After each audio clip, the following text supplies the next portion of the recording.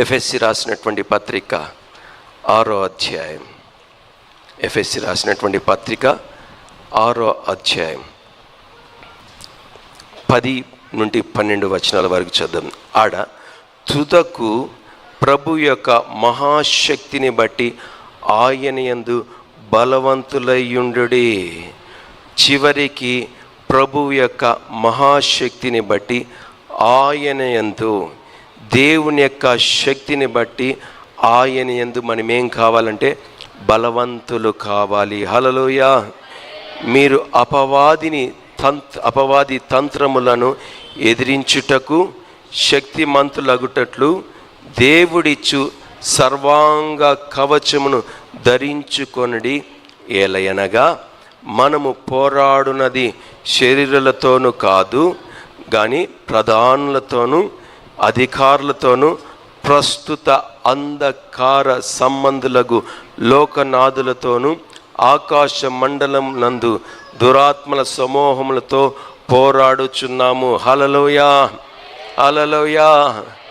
ఇప్పుడు చెప్పండి, మనకి శక్తి అవసరమా అవసరం లేదా? మనకి శక్తి అవసరమా అవసరం లేదా? ఈ శక్తి మనం పొందుకోవాలంటే ఏం కావాలి?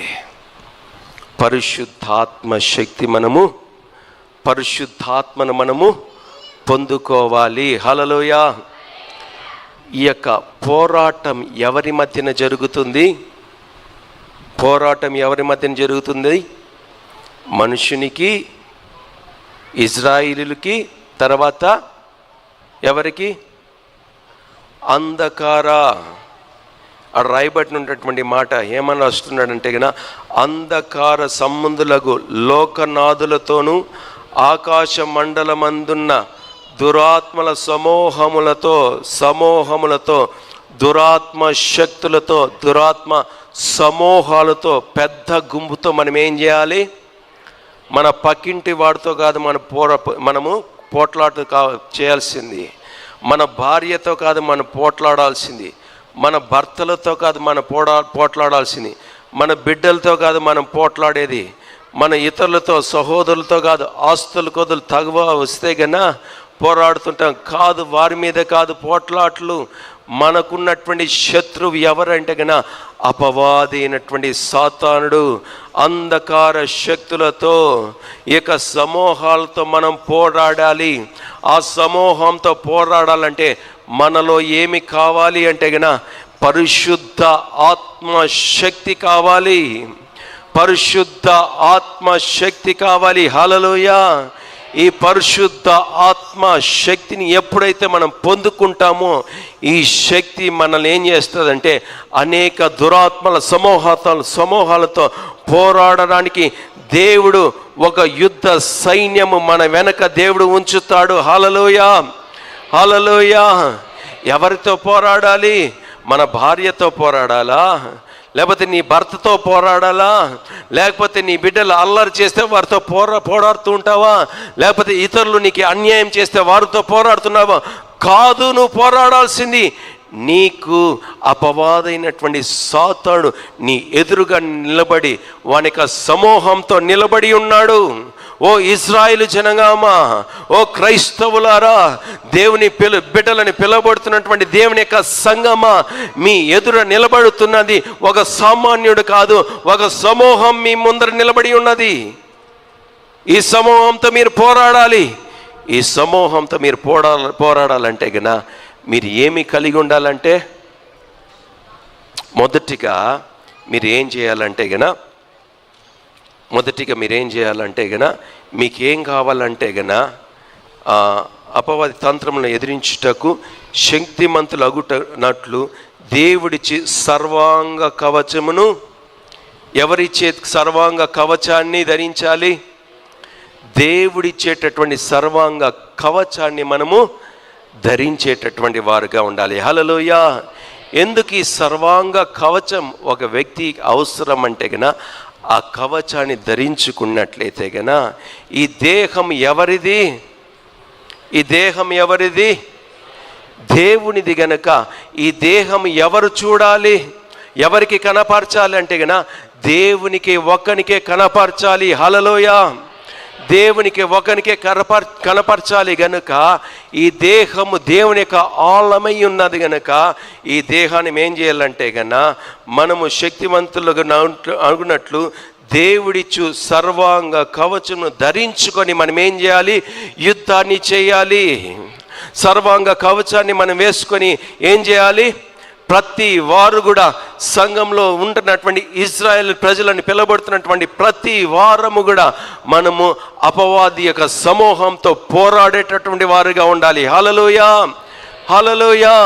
ఒకానొక దినాన 10 మంది కుష్ఠరోగులు వచ్చారు దేవుని దగ్గరికి. ఎందుకు వచ్చారో తెలుసా? మమ్మల్ని స్వస్థపరచమని దేవుని అడిగారు. దేవుడు మీరు వెళ్తూ ఉండండి, మీరు స్వస్థపరచబడతారు.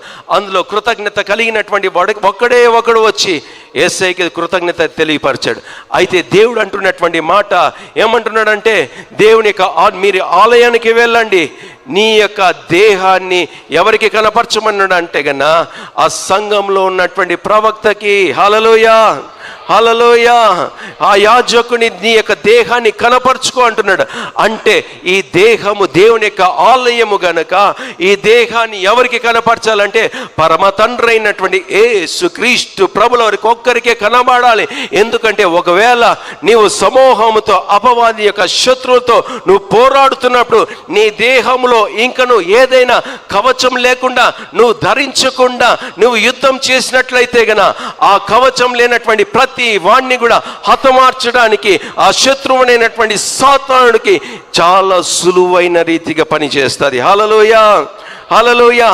అందుకే నా యేసుక్రీస్తు ప్రభుల వారు తన యొక్క యుద్ధ భూమిలో శత్రువును ఓడించడానికి ఆయన సర్వాంగ కవచాన్ని ధరింపచేస్తాడు. హల్లెలూయా, హల్లెలూయా. ఒక సేఫ్టీ ప్రికాషన్ దేవుడు మీకు ఇస్తాడు. హల్లెలూయా.